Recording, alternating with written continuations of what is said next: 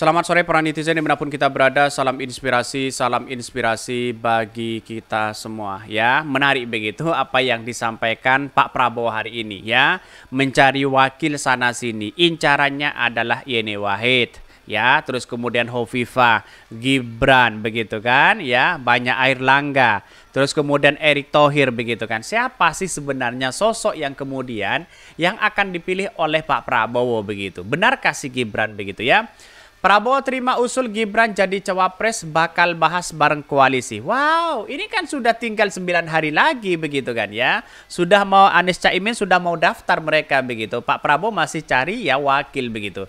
Jangan ujung-ujungnya bisa jadi gagal nanti begitu ya. Kalau gagal kan gimana begitu. Ya mau tidak mau harus menjadi wakil dari Pak Ganjar. Kan begitu logikanya kalau gagal begitu ya. Maka kenapa ya Gibran ini harus disodorkan untuk menjadi cawapres begitu karena potensi bapaknya di situ begitu. Potensi dari Pak Jokowi karena sekarang menjadi presiden gampang sekali untuk bisa ngatur sana sini begitu ya. Kalau Gibran sudah menjadi wakil dari Pak Prabowo, saya rasa tidak mungkin begitu kan. Seorang Pak Jokowi begitu, lalu kemudian bisa netral begitu kan. Karena pada hakikatnya ya siapa sih anaknya yang tidak ingin menjadi wakil presiden secara tiba-tiba begitu kan ya. Wajar ya kalau Denny Siregar mengkritik habis-habisan mereka begitu. Karena pada hakikatnya kok enak banget jadi anaknya presiden. Bisa satset-satset jadi begitu kan.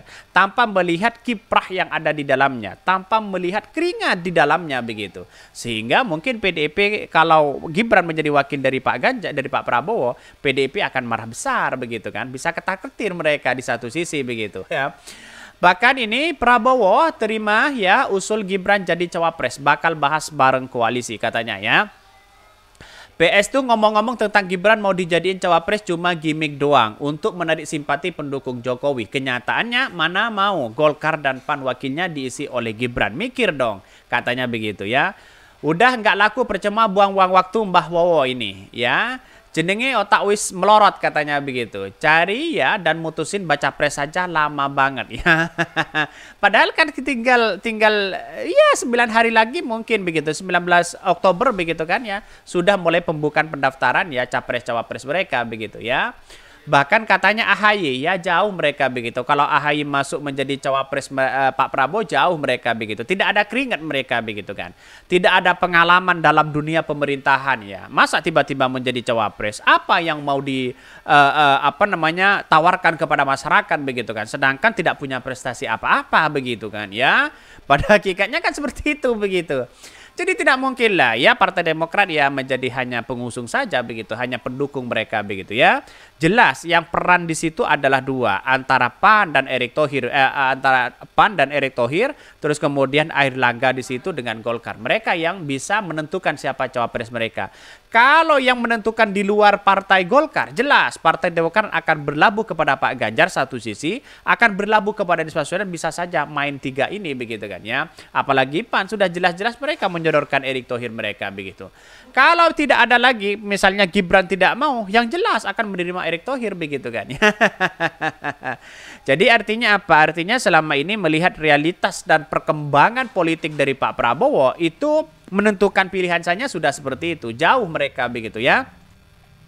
Bahkan percaya atau pendukung ya Bapak bakal pindah ke Anies bagian ya. Kurang respect kalau begini katanya. Sudah, ini kelamaan mereka menentukan itu begitu. Apalagi ada Partai Demokrat begitu kan ya. Begitu bulat untuk menentukan begitu kan ya. Untuk mengambil keputusan di situ begitu. Lihat saja mereka ya cara-cara Pak SBY bagaimana memimpin. Itu agak slow, agak lama begitu untuk menentukan itu begitu. Padahal ujung-ujungnya ya itu aja mereka begitu kan ya. Ya seharusnya kan di era demokrasi hari ini harus satset jadi begitu kan ya. Walaupun ada kajian sini, ada kajian situ, oke lah menarik begitu kan. Tapi kalau kelamaan juga ya ujung-ujungnya ya dapat itu aja mereka begitu ya. Bahkan Prabowo terima usul Gibran jadi cawapres, bakal bahas bareng koalisi. Benarkah seperti itu? Mari kita baca ya. Ketua Umum Partai Gerindra Prabowo Subianto mengaku menerima usulan dari kelompok relawan Solidaritas Ulama Muda Jokowi Samawi. Ya, kelompok relawan itu mengusulkan agar Wali Kota Solo Gibran Rakabuming Raka digandeng ya sebagai cawapres di Pilpres 2024. Prabowo juga mengatakan mendengar harapan tersebut di daerah. Bahkan di satu sisi mengatakan bahwa namun Prabowo menegaskan ya Gerindra ya tergabung dengan Koalisi Indonesia Maju yang berisi ya banyak partai. Oleh karenanya ia mengatakan usulan itu akan dikomunikasikan dengan partai lain dalam koalisi tersebut. Bahkan kami punya kesepakatan ketua-ketua umum akan bermusyawarah mufakat untuk bersama-sama memutuskan siapa wakil presiden ya. Jadi yang penting terima masukan dari saudara-saudara dan akan saya bawa ke form Koalisi Indonesia Maju. Bahkan sebelumnya kelompok relawan Samawi menyatakan dukungan kepada Ketua Umum Gerindra Prabowo Subianto di Pilpres di 2024. Bahkan dalam kesempatan itu Ketua Umum Samawi Gus Muhammad Nahdi mengatakan para kiai Gus dan Ajengan ya sepakat dengan pendapat bahwa Indonesia butuh pemimpin tegas, cinta kepada rakyat hingga memahami geopolitik. Kriteria itu dinilai pada Prabowo Subianto ya. Kalau Pak Prabowo sendiri ya sah-sah aja, pengalamannya kan sangat luar biasa begitu ya. Ya wakilnya ini begitu, masa Erick Thohir ya memimpin BUMN ya itu-itu aja kok begitu kan. Ya saya kira kalau Pak Prabowo dengan Erick Thohir ya saya kira tidak akan menang begitu kan. Saya sudah feeling saya. Karena apa? Karena Erick Thohir itu begitu di masyarakat citranya itu buruk begitu kan ya. Karena apa? Elektabilitasnya aja kecil begitu kan. Terus kemudian trust kepercayaan yang sesungguhnya begitu kan. Itu kecil begitu kan. Kalau menurut saya pribadi daripada Erick Thohir mending si Gibran begitu kan. Punya sesuatu yang bisa mengakomodir ya, bisa menaikkan elektabilitas Pak Prabowo dan bahkan bisa menang begitu kan. Dibandingkan Erick Thohir, apa yang kemampuan dari Erick Thohir begitu kan ya. Karena dia kan punya finansial banyak di satu sisi, oke begitu. Tetapi bukan itu begitu kan. Tapi trust di masyarakat yang harus kita lakukan begitu kan. Tidak mungkin begitu ya yang kemudian punya uang banyak lalu kemudian jadi itu tidak mungkin begitu kan ya. Pada hakikatnya harus lihat saja situasi dan kondisi di masyarakat begitu. Maka disinilah yang kemudian karena ini Pak Airlangga boleh aja mereka begitu kan.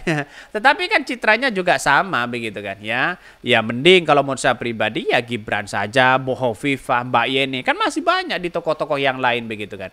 Kalau memang itu sebuah partai yang kemudian tidak mau mengusung mereka begitu. Artinya masa mau membangun bangsa kita harus seperti itu. Yang didorong yang tidak punya peran penting, tidak punya prestasi apa-apa di situ begitu kan ya. Apalagi buruk di masyarakat begitu. Apakah mau dipaksa mencalonkan itu begitu? Ya wajar ya kalau ada orang yang kemudian menyodorkan sana sini tidak diterima, ya pasti ya akan berlabuh kepada siapa begitu. Kira-kira seperti itu begitu. Saya kira koalisi dari Pak Prabowo ini bisa saja akan ada partai yang akan tergabung antara Ganjar dengan Anies Baswedan begitu ya. Mereka kemudian mengusulkan agar Prabowo menggandeng Wali Kota Solo Gibran Raka Buming Raka sebagai calon wakil presiden. Jika nantinya Mahkamah Konstitusi mengabulkan permohonan uji materi pasal dalam Undang-Undang Pemilu tentang batas usia minimal Capres-Cawapres, kami yakin pasangan ini akan menjadi dui tunggal yang saling menguatkan Pak Prabowo yang dedikatif dengan tegas dengan Mas Gibran yang inovatif katanya begitu ya. Ya oke, tidak menjadi masalah begitu kan. Karena pada hakikatnya kenapa Pak Prabowo masih belum menentukan itu? Karena masih menunggu bagaimana ya apakah ini sudah dikabulkan. Katanya masih dalam pembahasan undang-undang begitu. Maka disinilah yang kemudian kan orang akan melihat begitu ya. Kalau memang si Gibran maka undang-undang itu mungkin di satu sisi ya gampang sekali. Kan mereka kan gampang lah masalah undang-undang seperti itu begitu ya. Tapi pada hakikatnya dampaknya luar biasa loh begitu. Jadi artinya apa? Artinya ya selain Gibran kan banyak di situ begitu. Bisa saja anaknya Pak Jokowi begitu kan, yang lain begitu ya. Kaisang sudah menjadi ketua umum di situ begitu. Dan bahkan ya di satu sisi realitas di masyarakat mengingatkan Pak Prabowo Hovifah begitu kan. Prabowo Mbak Yeni di situ, tokoh-tokoh NU lah begitu kan ya.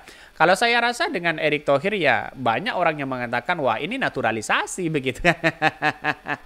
Tidak mungkinlah memilih mereka begitu. Kira-kira seperti itu begitu ya. Mungkin itu yang kami sampaikan ya, tonton terus channel Hodari Podcast Rakyat ini karena ada berita-berita menarik dan viral setiap harinya. Salam para netizen, salam inspirasi bagi kita semua. Jangan lupa di-subscribe channel YouTube Hodari Podcast Rakyat ini.